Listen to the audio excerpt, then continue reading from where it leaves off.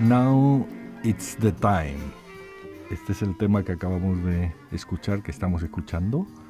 Y bueno, ahora es el tiempo de conversar con Ramón del Castillo. Buenos días, Ramón.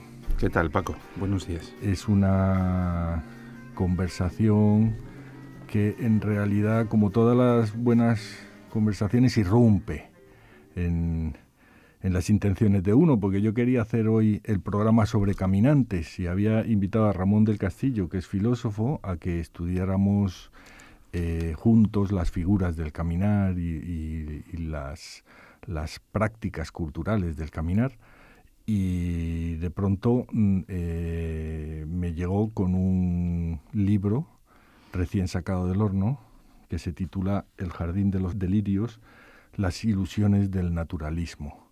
Así que me has cambiado el paso, nunca mejor dicho. Sería de mal caminante encontrarse con un libro de 700 páginas muy bien escritas, llenas de paseos, llenas de sorpresas, llenas de lugares, llenas también de referencias librescas, porque nos muestra que en realidad todos los libros son el mismo libro, ¿no? Son un nodo en una red de lecturas que en el caso de lo que nos presenta aquí Ramón nos lleva desde China hasta Australia y desde Estados Unidos hasta Lavapiés. Así que, bueno, era ineludible agarrar el camino que apuntaba tu libro, Ramón, y me celebro mucho no solo que lo hayas escrito, sino haberlo podido leer y compartirlo aquí con nuestros lectores. Pues muchas gracias, Paco.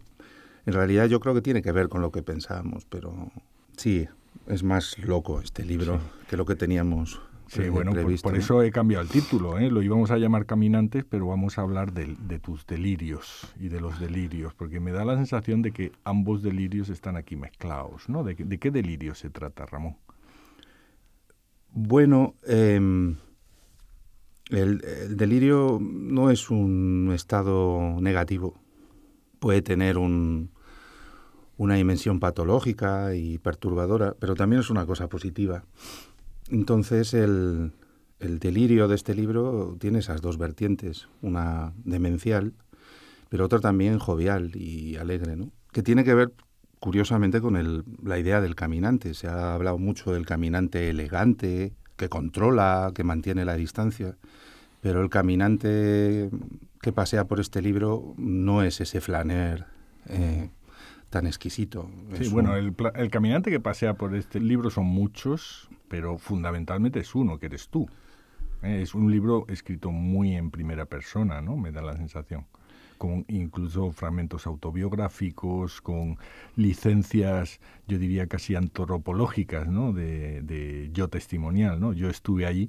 En realidad uno va siguiéndote los pasos en este libro por muchos sitios distintos, por muchas lecturas distintas, por consideraciones culturológicas con respecto a tendencias contemporáneas también muy diversas, ¿no? Pero eres tú realmente el que hace un poco el recorrido e invita al lector a seguirte. Sí, pero bueno, me encuentro con mucha gente. Eso es otra cosa que suele pasar cuando caminas. Carey decía que lo importante de la teoría del caminar no es caminar, sino pararse. Pero a veces uno se para involuntariamente, ¿no? Y generalmente te paran otros. Entonces en el libro sí, está escrito como en primera persona, pero en realidad hay muchísima gente que te encuentras paseando o con la que paseas. Esto es otra cosa que no sé por qué no se hace en las teorías del caminar, que es pasear juntos, que es una cosa compleja. Tú lo sabes, si vas al monte, no es una experiencia fácil ponerse de acuerdo en qué sendero tomar. Entonces, es otra idea también de que el paseo es muchas veces una actividad colectiva y no es... Un caminar con, ¿no?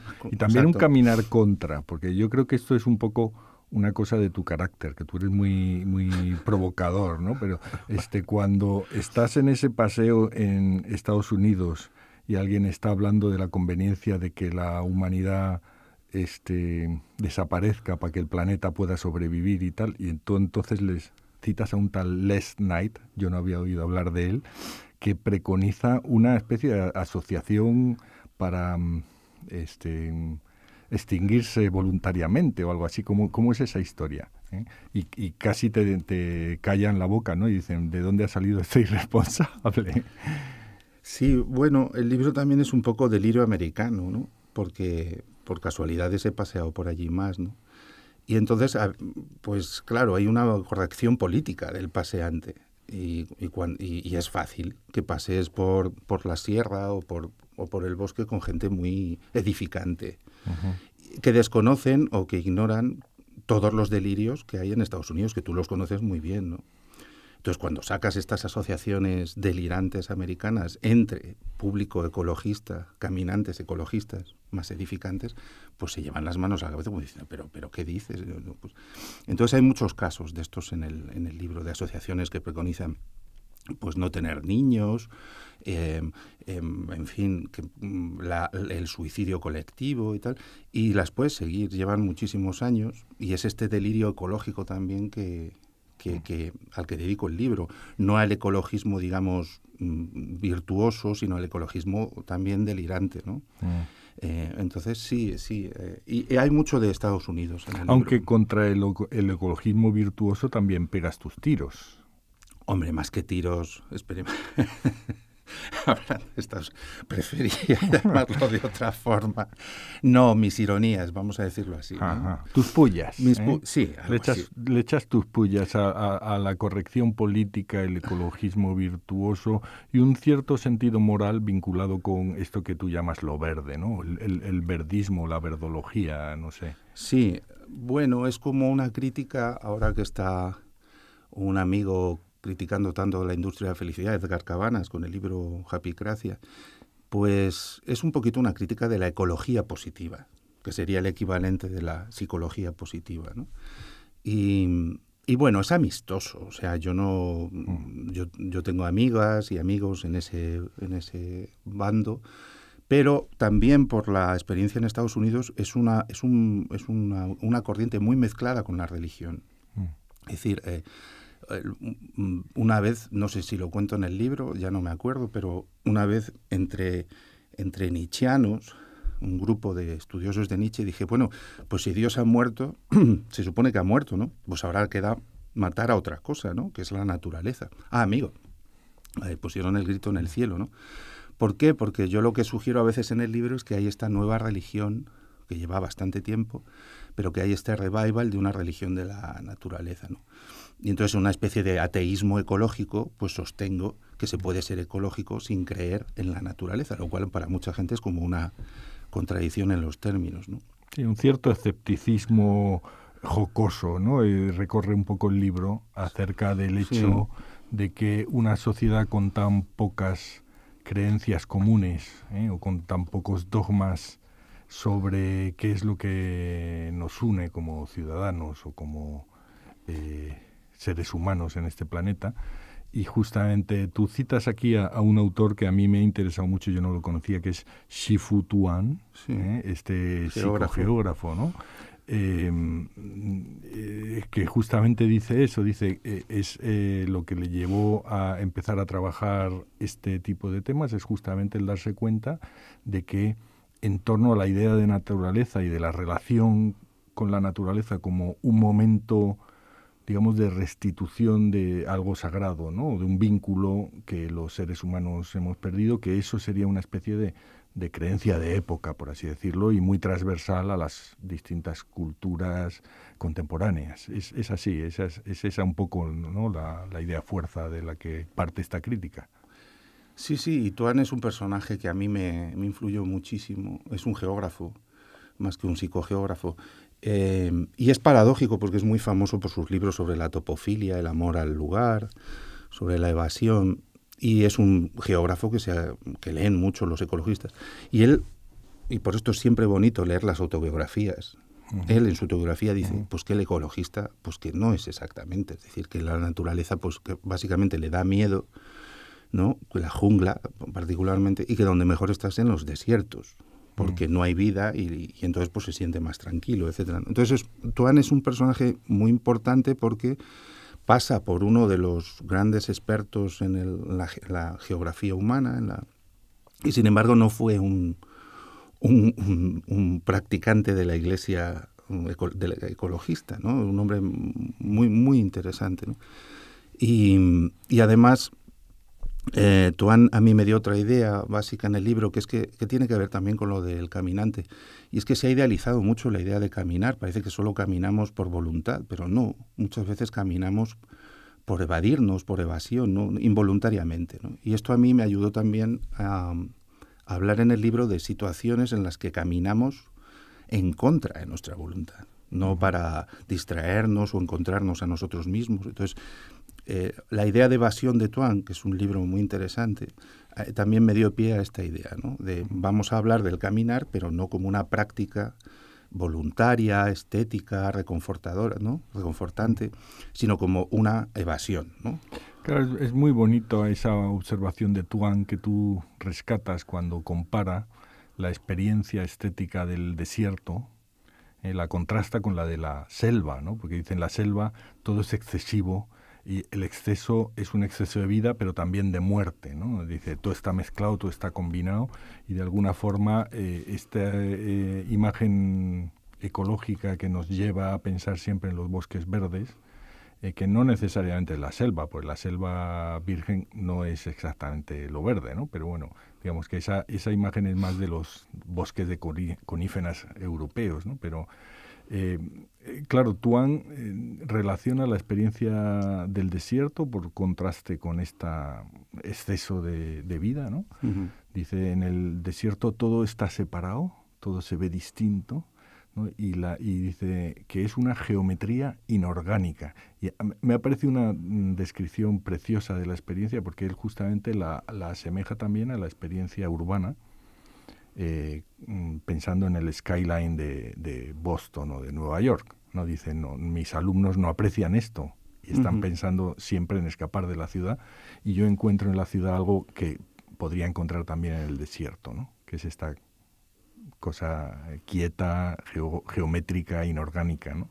Es muy interesante. Sí, no es el único. En el libro tampoco me acuerdo si comento una cosa sobre Oliver Sacks, que Oliver Sacks, ya sabes que cuando ya está diagnosticado que va a morir y tal, vuelve a sus minerales, su colección de minerales, y dice por qué le gustan los minerales. Y dice que los minerales le gustan porque no están vivos, pero como no están vivos no se pueden morir. Y entonces hay una tradición, yo creo, de naturalistas, de geógrafos, de exploradoras, que aman lo inorgánico. Y esto tampoco tiene tan buena prensa, ¿no? Porque a veces que amar a la naturaleza pues es amar lo verde.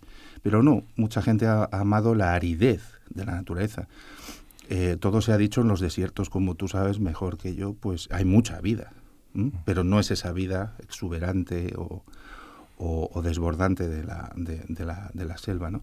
O sea que no es exactamente cierto que los desiertos estén muertos, no, mentira. Los desiertos no están muertos, pero sí hay esta ascesis, ¿no? Geografía estética, sí, que no se deja llevar por esta especie de ecología verde positiva, ¿no? Entonces es una ecología más irónica, ¿no? Y me acuerdo de Sacks. Sacks le gustaba lo inorgánico por lo mismo, ¿no? Mira, desde el título de tu libro, que además de El jardín de los delirios trae el subtítulo Las ilusiones del naturalismo, que yo pienso que es la tesis realmente del libro, ¿no? La idea de que hay un complejo cultural, o no sé cómo lo querrías tú describir, o una ideología o una teoría, que es esto del naturalismo, que te pediría que nos expliques un poco cómo has construido tú digamos, cómo has recortado este oponente dialéctico para construir tu discurso y tu desmontaje de esas ilusiones naturalistas, ¿no? Es decir, ¿qué es esto del naturalismo? Bueno, esa pregunta es casi todo el libro. Ojalá supiera exactamente, o sea, hago el libro para entenderlo, no porque lo sepa, ¿no? Es una cosa muy, muy variada. O sea, sería absurdo decir que puedes identificar esa ideología con 3 o 4 ideas. Es muy variada y se manifiesta de muchas formas, ¿no? Pero la clave es la primera palabra, ilusión. Porque ilusión en castellano, ya lo sabes, tiene 2 sentidos. Y todo el mundo que está cogiendo el libro solo ve el negativo, ¿no? Que es ilusión en el sentido de espejismos o truco, ¿no? O engaños. Pero yo en el libro he tratado la idea marxiana de falsa conciencia, ¿no? Yo lo he leído así desde el principio. Pero yo he intentado vindicar el otro lado de la ilusión, ¿no? Que es el entusiasmo, ¿eh? Lo que pasa es que no es un entusiasmo verdificante, es otro tipo de entusiasmo del naturalismo, ¿no?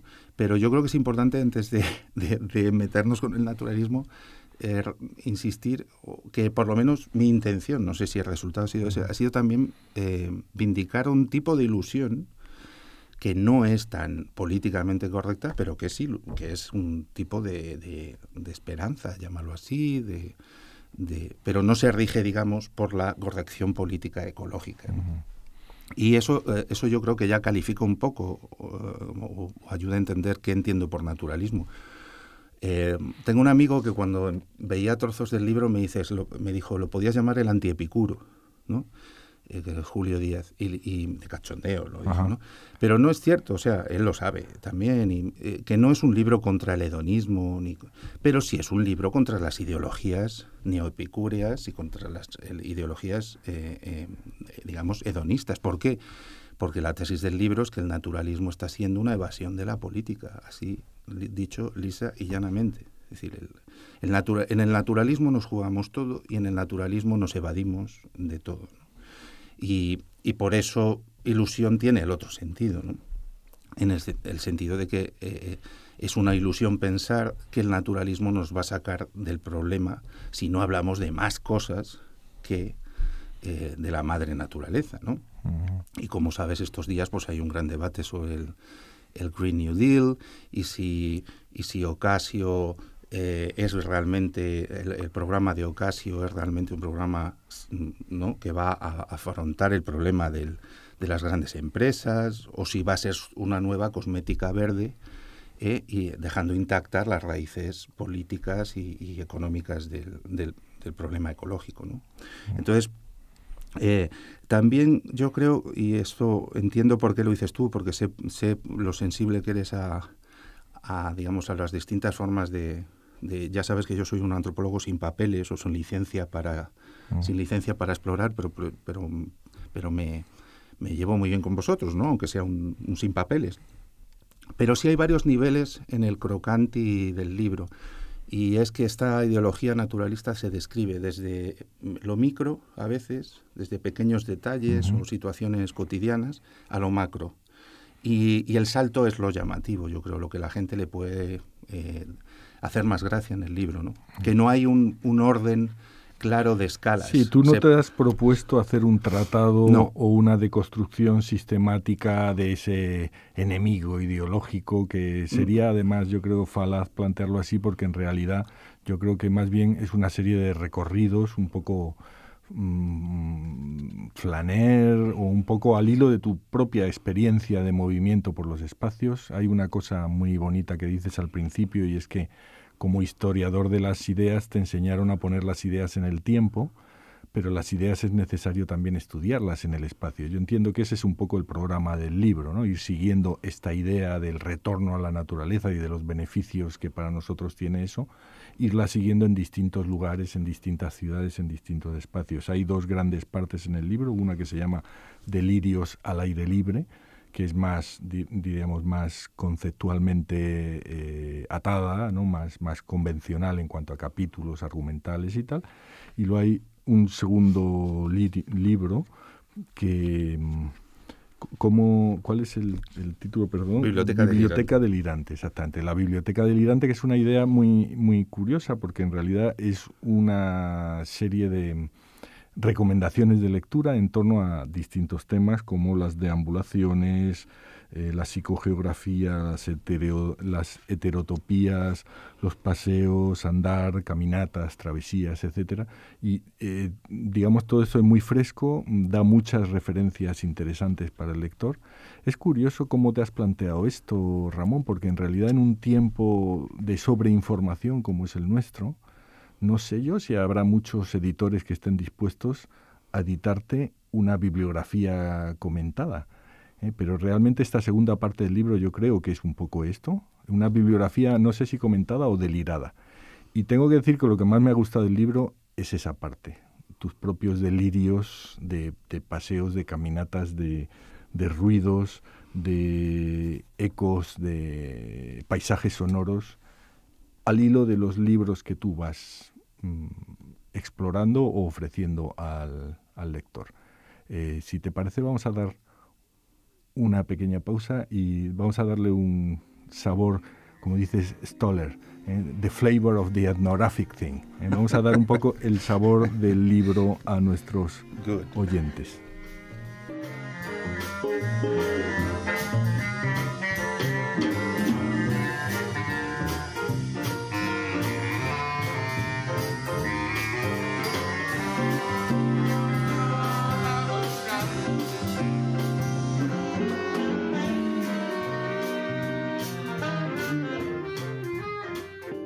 La diferencia entre la naturaleza salvaje y la urbanizada tiene que ver con lo siniestro.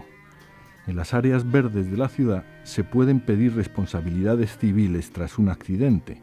En el campo y la montaña no tantas. Es posible morir aplastado por la caída de una rama en un jardín porque a veces depende del grado de mantenimiento de parques y jardines.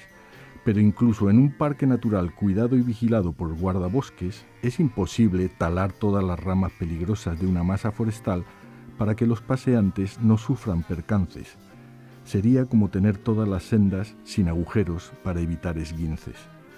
Pero la imbecilidad humana no tiene límites, y hay gente a la que lo único que se le pasa por la cabeza cuando se pierde es denunciar al parque por no instalar más señalizaciones.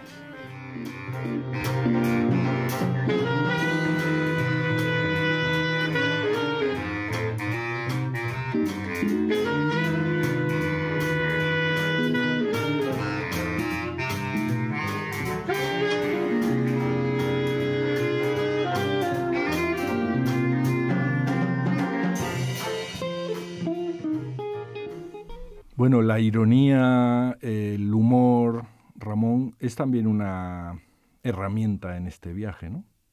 En este viaje literario, y me da la sensación también en cuanto a tu conceptualización del problema, ¿no? Del naturalismo.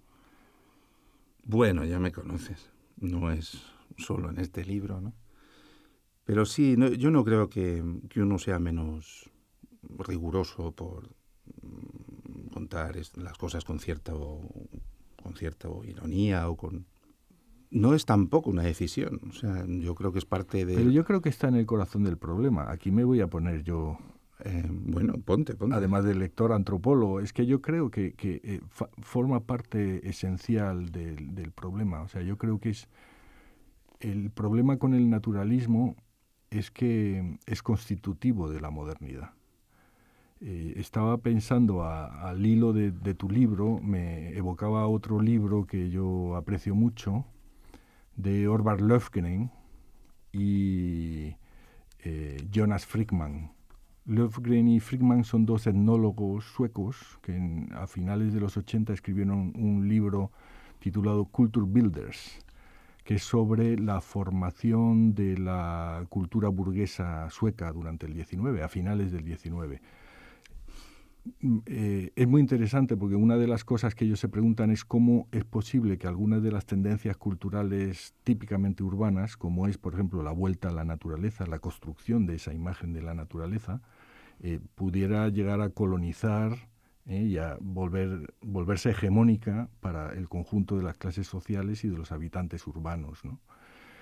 Y una de las cosas que dicen que es muy interesante es que esta imagen de la naturaleza es indisociable de otras dos rasgos, yo creo, de la cultura urbana, que son el higienismo, por una parte, nuestra construcción del cuerpo higienizado y controlado por, digamos, el conocimiento científico, y por otra parte la construcción del individuo, ¿no? Ellos lo vinculan, en concreto Löfgren tiene un capítulo precioso sobre la carrera y nuestra representación de lo que es tener una carrera, ¿no? Que aparece justamente en esa época. Entonces yo creo que en realidad lo que tú estás trabajando aquí como naturalismo es un nódulo de contradicciones que son constitutivas de lo que somos, ¿eh? O sea, yo no sé si uno se podría, digamos, deconstruir en ese sentido y dejar de pensar, por ejemplo, en que las escapadas de fin de semana o el tipo de comunión, ¿no?, que tú puedes tener con el medio ambiente es una cosa inherente a la pasta de la que estamos hechos, ¿eh? Yo no sé si tú estás un poco en esta línea o no. O sea, la pregunta es hasta qué punto una deconstrucción de eso es posible o ni siquiera deseable. O si no sería entrar en uno más de los delirios que tú estás aquí describiendo, ¿no? No, es posible y se ha hecho. O sea, y no hace falta irse muy lejos. El propio libro de Rebecca Solnit sobre el caminar, en realidad es una historia del culto a la naturaleza desde el siglo XIX, ¿no? O sea que muchos libros están reconstruyendo esta especie de ideología y sobre todo porque es una ideología paralela, incomprensible sin el crecimiento industrial. Como dice Chabot, ¿no? Amamos más idealizamos más la naturaleza cuanto peor vida llevamos en un entorno industrial, ¿no? Entonces es como dices tú, son como la bota y esa bota de Magritte que luego se convierte en un pie. No sabes dónde acaba la sociedad industrial y dónde empieza este culto a la naturaleza, ¿no? Pero por supuesto, esto no es... O sea, el libro en ese sentido no dice nada que no hayan dicho otros libros. No es para curarnos del naturalismo, digamos. Sí y no. O sea, sí, yo creo que sí salen nuevas formas de naturalismo que son que son revivals. Y que tienen que ver, insisto, con estas nuevas cosméticas, lo que yo llamo capitalismo ajardinado, que otra se puede llamar converdificación o cosmética verde. O sea, bueno, tú te metes mucho con los hipsters. Sí, con más los hipsters te encanta meterte con ellos. Sí, Yo, bueno, normalmente esto suelo decirlo siempre a la gente que no tiene hijos, porque si no los hipsters serían tus hijos. Pero hay más tribus urbanas a las que les doy un poquito caña. No solo los hipsters, la ética verdosa, los nuevos epicúreos, la ética verde de la buena vida. Todo. Lo que te quiero decir es que es una cosa que surge desde el 19, pero también ha cambiado mucho. Ha cambiado mucho porque, por ejemplo, gracias a que vemos muchos documentales sobre la naturaleza en la televisión, por ejemplo, pues cuando vamos luego a un lugar natural nos decepciona más, porque tenemos más imágenes de ese lugar que experiencias reales, ¿no? Entonces, tratamos de asimilar la naturaleza a nuestra imagen de la naturaleza, y eso en la sociedad del espectáculo es diferente que en el siglo XIX, cuando había libros de botánica y pinturas, ¿no? Entonces, conforme evolucionó la sociedad del espectáculo, la imagen de la naturaleza evidentemente ha cambiado, ¿no? Y el choque es mayor, ¿no? O sea que, como bien ves tú, esto es, digamos, otra forma de hacer pues historia, ¿no?, de la sociedad industrial, solo que desde el otro lado, ¿no? Desde el lado que trata de compensar las propias miserias o malestares de la sociedad industrial. La tesis más digamos, severa sería: ¿y si en vez de soñar con una naturaleza limpia, ¿no?, alternativa a la sociedad endoindustrial, hacemos una sociedad industrial limpia, ¿no? Que no es exactamente lo mismo, ¿no? No se trata de que haya zonas verdes protegidas, sino de que haya zonas urbanas sanas, ¿no? Y dirás, pues si te parece, Ramón, con esta pregunta lacerante, yo diría, no, podemos dejar... Bueno.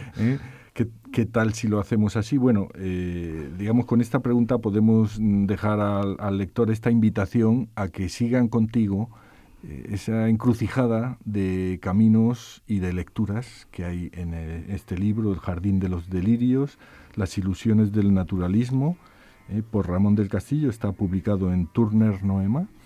Y bueno, pues es una invitación a perderse por esta escritura muy irónica, muy fresca y muy informativa. Y nada, esperamos tenerte pronto en otra encrucijada de caminos a hablar de caminantes. Muchas gracias, Paco. Muchísimas gracias.